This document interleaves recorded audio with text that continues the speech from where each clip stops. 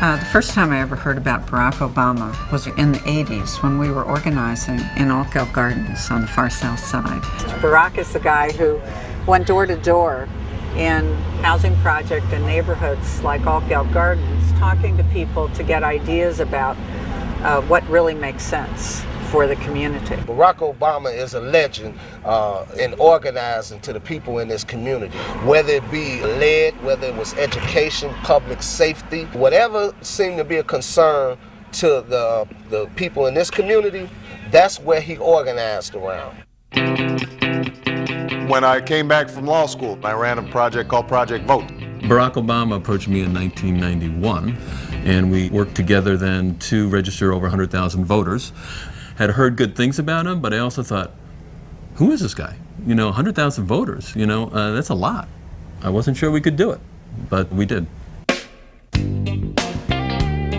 He had just graduated from law school. He did the voter registration project, and he could have written his ticket in any law firm in town. This is a guy who's the president of Harvard Law Review, but instead he went to this small law firm in Chicago that was known for public interest law, civil rights law, some labor law, and I thought, wow, that's impressive. When I first met Barack Obama, we was having a leadership training class, and he spoke on power. He gave us that sense when he was talking about power. We could work together to make a difference in our own lives, use our people power to stand up.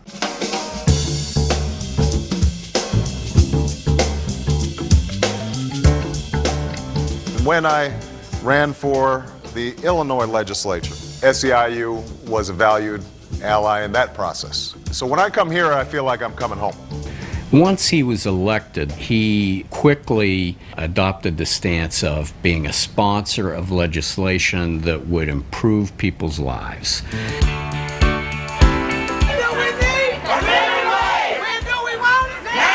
He wanted the minimum wage to be brought up. He wanted the wages for the child care providers, the health care providers, the home care providers to be raised. People in Springfield, they always told us there wasn't no money. It wasn't any money, but everybody else was getting raises. And Barack went to the floor of the Senate and spoke in behalf of that bill, and because of that speech, got it through the Senate and through the House, and now Illinois will be one of the highest minimum wages in the country.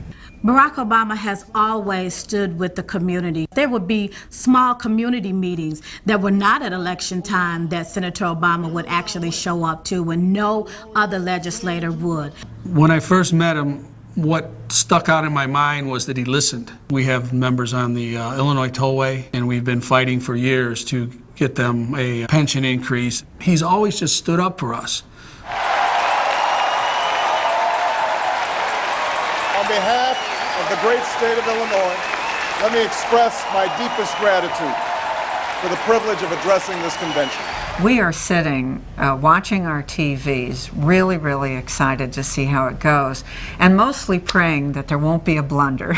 I stand here knowing that my story is part of the larger American story, that I owe a debt to all of those who came before me, and that in no other country on earth is my story even possible. But then, something happens in that speech. He starts to speak for all of America. There is not a liberal America and a conservative America. There is the United States of America. And it was a moment that I will never forget. There is not a black America and a white America and Latino America and Asian America. There's the United States of America. After Barack's speech to the Democratic Party, there was a lot of rumbling that Barack would be a tremendous candidate for president. And, actually, as the months went on, that got a little louder. Yes, we can. Yes, we can. Together, we can finish the work that needs to be done. I feel great to know that Obama was running for president. Knowing that this was a guy that was not only going to support organized labor, but he was going to actually be one of the candidates that was truly going to bring some change and do what's right for the United States, I was thrilled. Is this Ms. Beck? Oh my How are you? Good to see you. This time we decided if you wanted to get SEIU's endorsement for president, you had to walk a day in a member's shoes. I'm Pauline Beck. I'm a SEIU home care worker, and today Senator Barack Obama walked in my shoes. I helped to make the bed, I cleaned the house, did some laundry. I think that the senator's doing a good job. She working the hell out of it.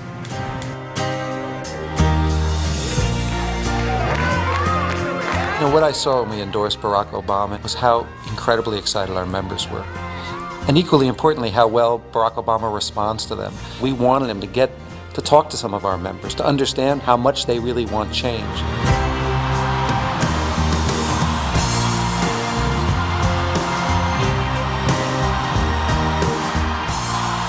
I think that if Barack's elected president, you're going to see changes in this country that wouldn't otherwise be possible. Barack Obama is the dream. He is the hope of America right now. Barack's the guy. Members need to talk to other members and start telling one another about Obama and how he's going to bring that hope and bring that change to America. This is an opportunity that we have not had before. If we don't work or elect working family candidates like this, what we're going to leave our kids and grandkids is going to be terrible. If you work in this country, you should not be poor, and that is a goal that I will set when I am president. For me, he's kind of like when Martin Luther King came along. You know, in his speech, I have a dream, and that's what I'm always thinking, okay, Obama is part of that dream. So that's what I see in Barack Obama. I see him walking in that dream now. Oh, I just believe in it. I think this country is in for a big turnaround. He's the man to take us where we need to go. He's the man to take us for change. Fired up! Ready to go! Fired up! Ready to go! Let's go change the world!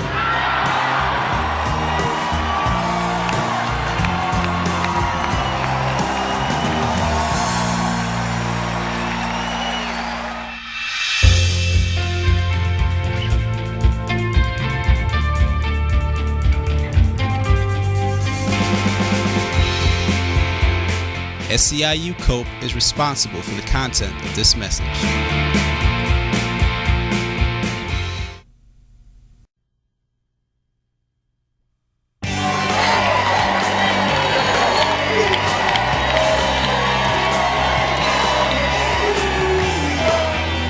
We are here today because we believe in a better America. All Americans in a democratic country have a stake in ensuring that workers have that free choice to join a union. But for millions of American workers, trying to join a union isn't a right, it's a hazard. And what the Employee Free Choice Act seeks to do is to restore the freedom to choose to the workplace.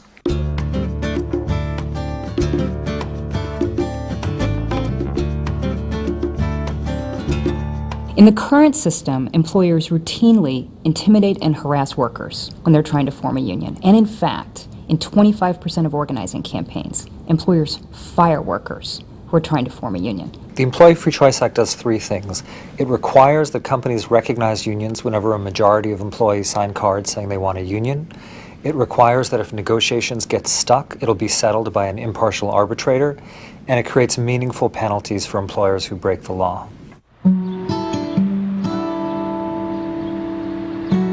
Yale New Haven Hospital is a poster child for why we need the Employee Free Choice Act. To me, the union is so important. It's a good idea because of the people in the community. They need better wages, they need better homes, they need better health care. I thought it would be great to have a union because that way we would have a voice. It was a new thing for them, but there was quite a bit of support. Some people wanted the union, but some of them was scared for their jobs.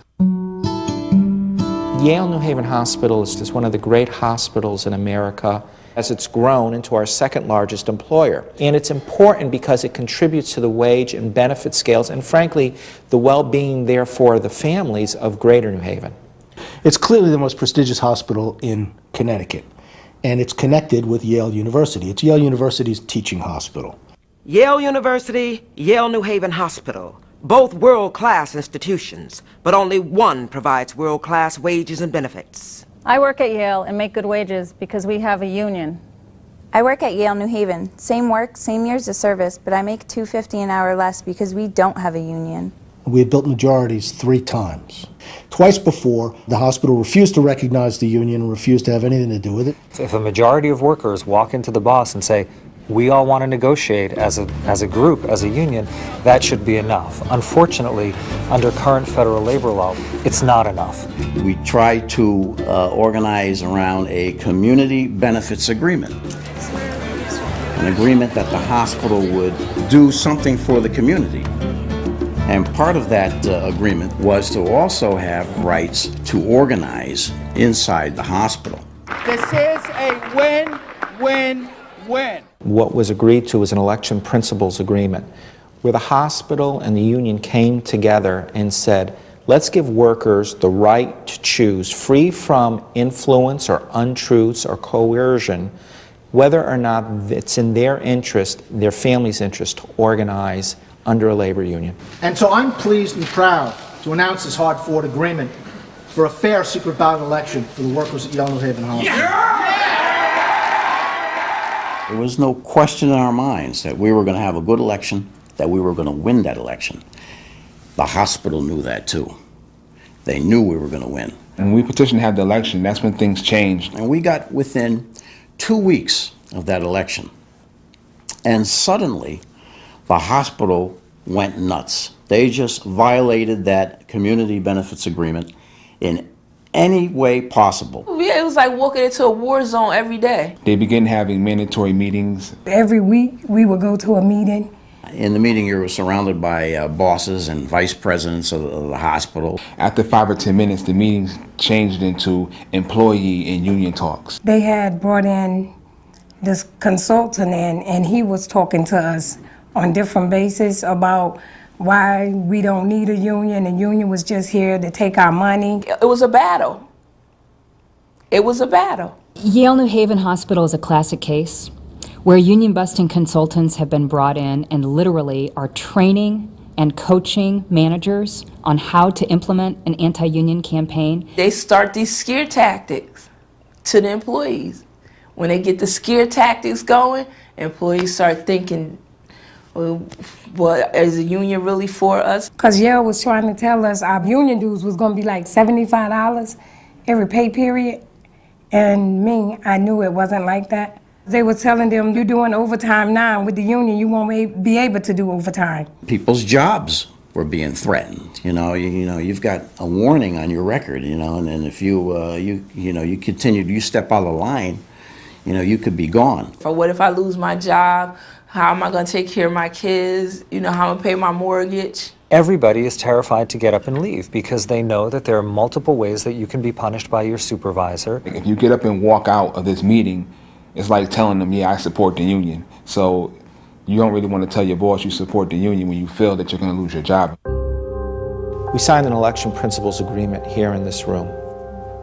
The hospital grossly violated the agreement. An arbitrator said the hospital violated federal law and the election principles. But the damage was done. As this anti-union behavior started to increase, what we saw was that there was no way to win. They had really destroyed the majority and destroyed the workers' ability to have a fair election. Yale New Haven Hospital absolutely demonstrates that we have got to have a labor law in this country that insists on free and fair rules of play for workers and protects workers' rights. There's a bill before Congress.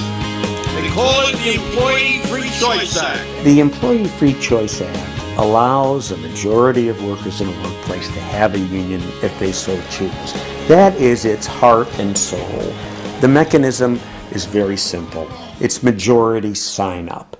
Simply means that if 50% plus one of the workers in a workplace want a union and they sign a card or a petition, they have a union. And if that existed while we were organizing, there's no question that today we would be a unionized hospital.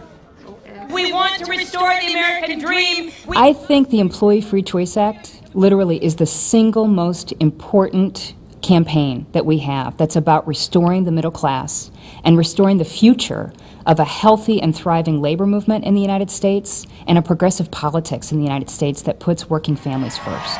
For the Employee Free Choice Act to pass, it's ultimately going to need the very, very active participation, engagement, the passion, enthusiasm, and excitement of the labor movement. Free choice now! Free choice now! Because now it's not just the workers, it's our families.